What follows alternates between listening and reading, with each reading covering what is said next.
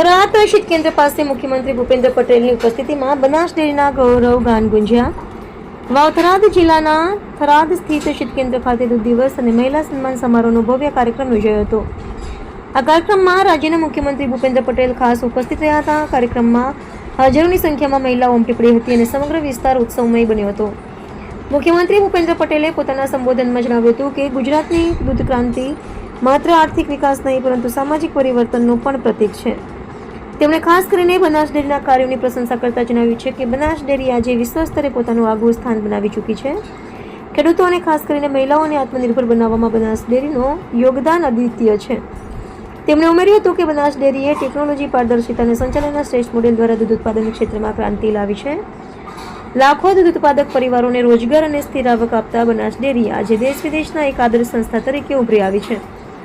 દૂધ ઉત્પાદન, પ્રોસેસિંગ અને માર્કેટિંગના નવા માપદંડો સ્થાપિત કરીને બનાસ ડેરીએ અનેક એવોર્ડ અને સન્માનો પ્રાપ્ત કર્યા છે, જે સમગ્ર ગુજરાત માટે ગૌરવની બાબત છે। મહિલા સશક્તિકરણ પર ભાર મૂકતા મુખ્યમંત્રીએ જણાવ્યું કે ગામડાની મહિલાઓ આજે દૂધ ઉદ્યોગની રીઢ બની ગઈ છે। તેમની મહેનત અને સમર્પણના કારણે દૂધ ઉત્પાદનમાં સતત વૃદ્ધિ થઈ રહી છે। રાજ્ય સરકાર મહિલાઓના વિકાસ માટે વિવિધ યોજનાઓ અમલમાં મૂકી રહી છે, જેથી તેઓ આર્થિક રીતે વધુ મજબૂત બની શકે।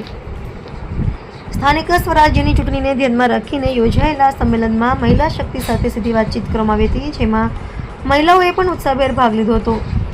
કાર્યક્રમમાં ગુજરાત વિધાનસભાના અધ્યક્ષ અને બનાસ ડેરીના ચેરમેન શંકરભાઈ ચૌધરી ઉપસ્થિત રહ્યા હતા। તેમના સાથે પૂર્વ સાંસદ પરબતભાઈ પટેલ, જિલ્લા ભાજપ પ્રમુખ ડોક્ટર નરેશ ઠાકોર તેમજ બનાસકાંઠા પ્રભારી વિશાલભાઈ પટેલ તેમજના બોર્ડ ઓફ ડિરેક્ટર સહિતના ભાજપના અગ્રણીઓ મોટી સંખ્યામાં હાજર રહ્યા હતા।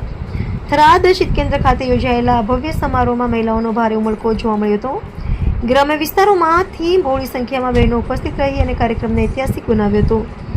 સમગ્ર કાર્યક્રમ દરમિયાન દૂધ ક્રાંતિ પહેલા સશક્તિકરણ અને વિકાસના સંદેશો ગુંજતા રહ્યા હતા, જ્યારે બનાસ ડેરીના ગૌરવગાન સાથે વાતાવરણ ગર્વ અને ઉત્સાહથી છલકાયું હતું।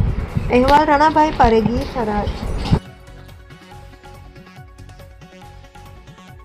નવા જિલ્લાની અંદર જિલ્લા સીટો છે, તાલુકા સીટો છે કે નગરપાલિકા આવે છે, નગરપાલિકાની સીટો છે, આ બધા ઉપર ભારતીય જનતા પાર્ટીના જેટલા ઉમેદવાર ઉભા છે એ બધાને તમે જિલ્લો થાય તો કેવું સારું, આવું હતું બધાને ઈચ્છા, અને એ જિલ્લાને વાવ થરાદ જિલ્લાની ભેટ આપણને કોઈ આપી હોય તો આપણા મુખ્યમંત્રી શ્રી આપણને આપી।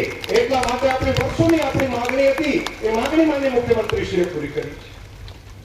અને જિલ્લાની ભેટ આપી એટલું નહીં, જિલ્લાની કચેરીઓ માત્ર 1 મહિનાના સંકલ્પી બીજી વાત કર હજુ અહીંથી સીએમ સાહેબને દીવા ધનીધર પણ જવાનું છે, પણ ત્યારે બધી અને બહેનોની તાકાત હોય છે। બહેનો સામે જે પડ્યું સમજો કે એનો ખાત્મો, બોલો જોરથી, ખાત્મો થઈ છૂટકો, બહેનોની સામે ના પડાય। આ વિપક્ષને સમજણ નથી, વિપક્ષ અત્યારે સામે પડ્યો છે બહેનોની, પણ હવે બહેનો જુઓ એમની તાકાત બતાડે। પણ માનીય વડાપ્રધાન શ્રી હર હંમેશ નાનો માણસ, છેવાડાનો માણસ કેવી રીતે મુખ્ય ધારામાં આવે એના માટેના પ્રયત્નો કરે। જનસેવા માટે પ્રજાજનોની વચ્ચે રહી અને જો કોઈ કાર્યકર્તા કામ કરતા હોય